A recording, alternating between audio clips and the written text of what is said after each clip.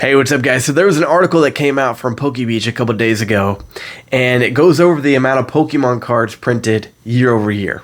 So check this out. These are the numbers.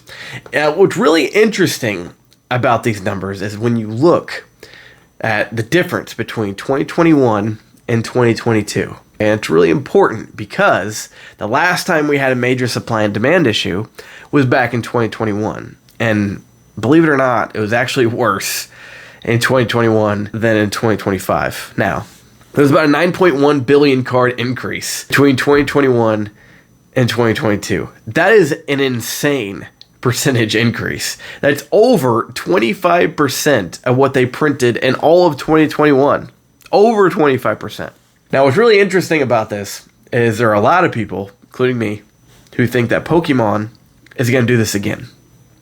They're going to follow the same blueprint that they did in 2021 now to fix the scalping, the botting, the secondary market, the state of the trading card game in 2025. They're going to do the same thing in 2021.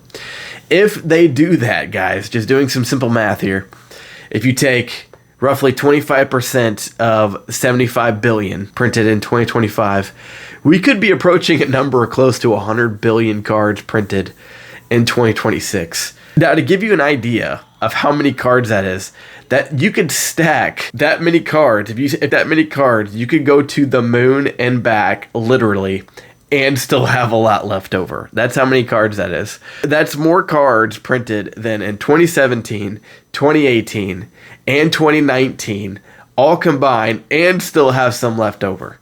That is insane. I mean, Pokemon, insanely strong. I'll say that right now. However, something to think about, and this is for another video, this comes with a lot of risk, too. Like, imagine printing many cards and then just not selling. That's going to be a major crash to have that many cards. And for some reason or another, maybe Pokemon strikes out on a couple sets in a row. You know, because look at the numbers, they never decreased the amount of cards they printed. So you have to assume they keep increasing year over year. Well, so what would happen if, or another, people don't buy them? So I think that's another major reason why Pokemon doesn't want to do direct to sales. But anyways, that's it for a different day. I love you guys. Peace.